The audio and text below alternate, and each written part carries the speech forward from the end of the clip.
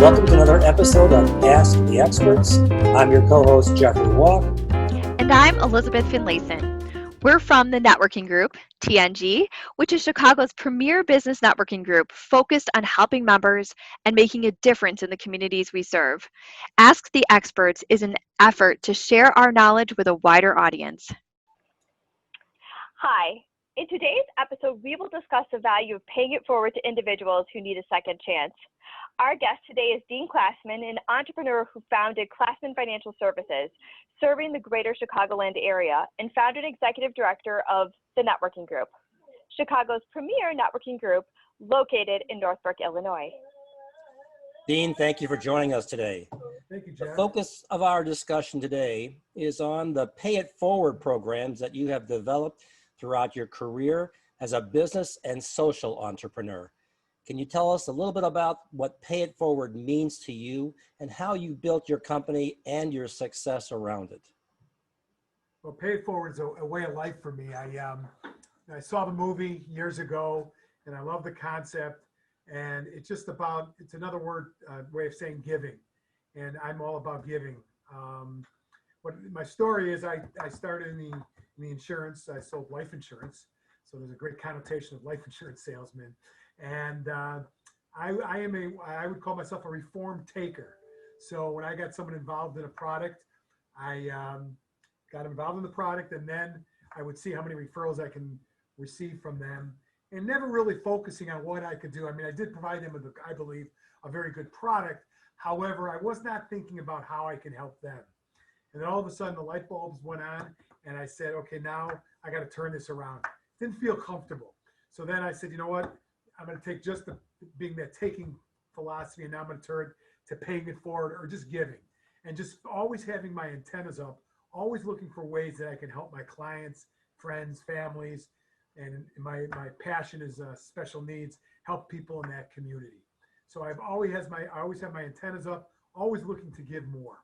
So how did that build on itself when you started to turn the table around and you looked at your clients as people that you can help? Well, nothing feels better to give someone. You know, the whole point of the networking group was not only to help my friends that I knew, that we started with 6 guys, going to be 29 years ago, but I also wanted to help my clients. I wanted to have a way that now I got them involved in a product. Now, a lot of my people in the networking group are my clients before they even joined the networking group, which I was really proud of. So I was able to take them from my client, bring them into the group, and let them have an opportunity to make business and let them help change their life. And one of the big leaders in our group is a guy named Chris Turley. The guy's unbelievable. And that's just one example but there's many examples of people in our group, since we're all in the same group, that I saw their lives change by giving more. And it goes on in not only in my business life, but in my personal life and in my philanthropic life. Great.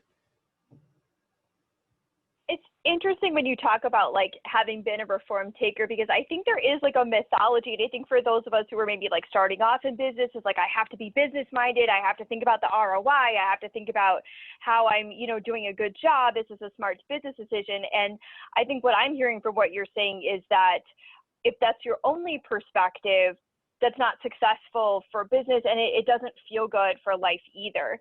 So what do you see as the impact of like your work and the networking group, and the impact it's had on individuals in the communities you serve and on businesses? Well, it's amazing.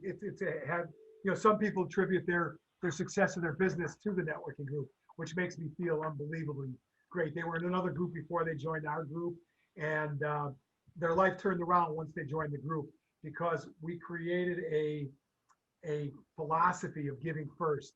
Nothing against chambers. I was an ambassador of a chamber in my community, but it never felt right. I don't feel people, I shouldn't maybe narrow to chambers, but a lot of people in network, and we've had them in our group. I'm not going to tell you, the people that come in, stay in the group for 6 months, and all they could see what they could take from the group, and then they move on to the next group. In our group, we have people that have been there 20, 25 years, and there has to be, we've created a community of givers.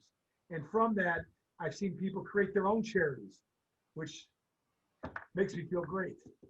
So the word community strikes me as a key part of this pay it forward, because even from a religious perspective, the word community means participating and giving back.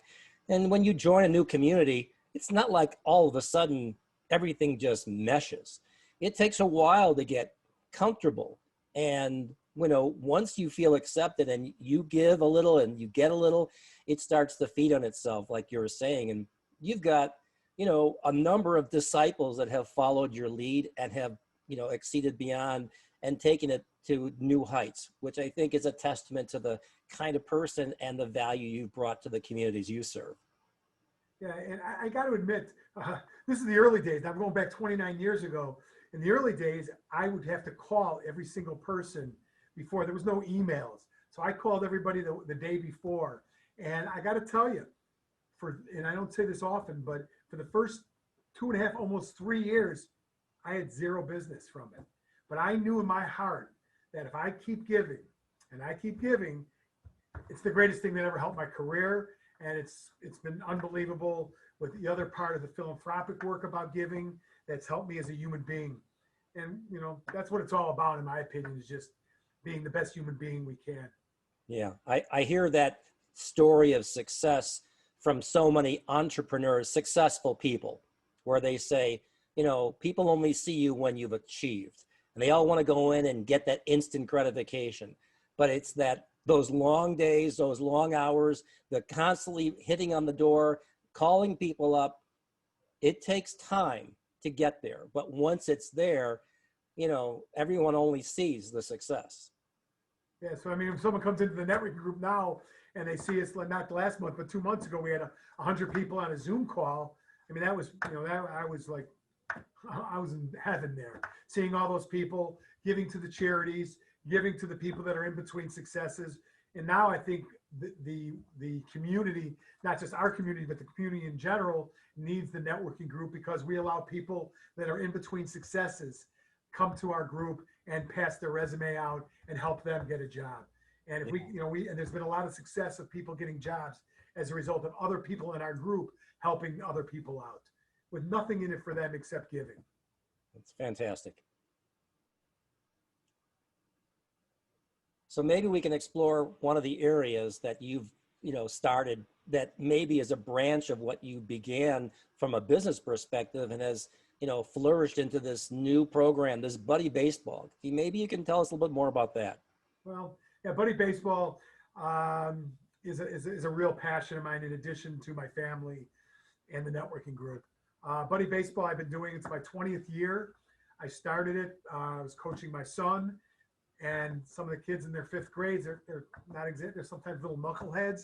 And to make a long story short, I asked a kid with special needs to be my assistant coach, to try to teach the kids that it's okay to strike out or make an error or whatever. Because look at Kevin, because Kevin at that time, now he's in a chair, but he couldn't walk.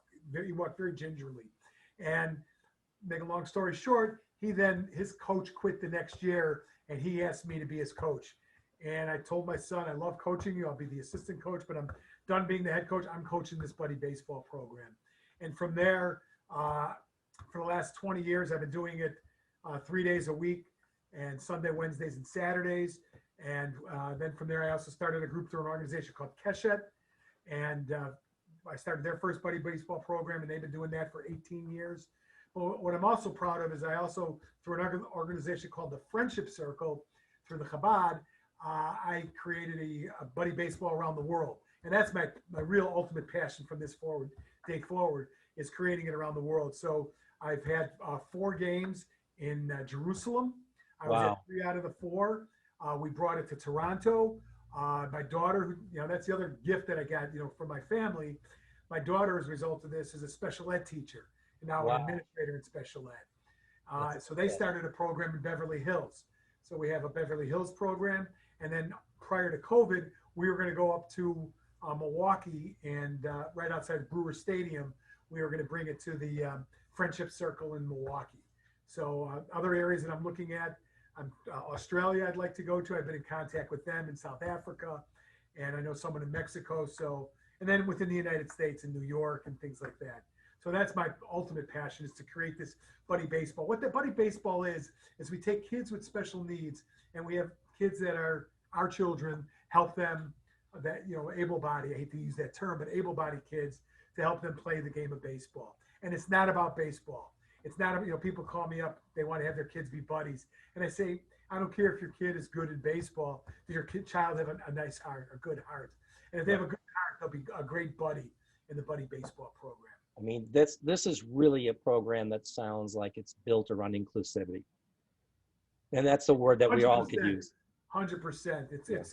It's all race, colors. And it makes no difference. It makes no difference what their disability is, from autism to cerebral palsy to whatever, Asperger, everything you could think of is involved in this. And no one's passing judgment. It's a beautiful thing. And it's an amazing set of capabilities that you've built. I think it's a testament of a lifetime of giving. Yeah, but it's also people that have helped me. And, you know, there's people that come out and all the buddies that make it happen, because we couldn't have buddy baseball without the buddies. And there's buddies that come out 2 to 3 times a week. And, you know, I'm very proud of at the time when my son was still here, my son was the pitcher, my daughter was the catcher, my wife was in charge of all the buddies. So, I mean, to do this as a family, I mean, that was a gift for me. So I'm hoping to do it long enough. I have a granddaughter now who's 2.5, to do it long enough she can see and she can be a buddy. That's great. That's fantastic.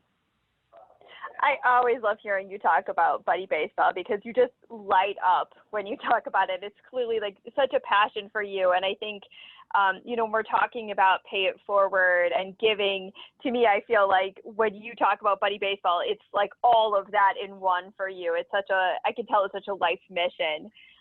So here's a question for you. If you were to give advice to a young person coming out of college, you know, perhaps even during a commencement speech, what would be 3 things you'd want them to consider to have a successful life?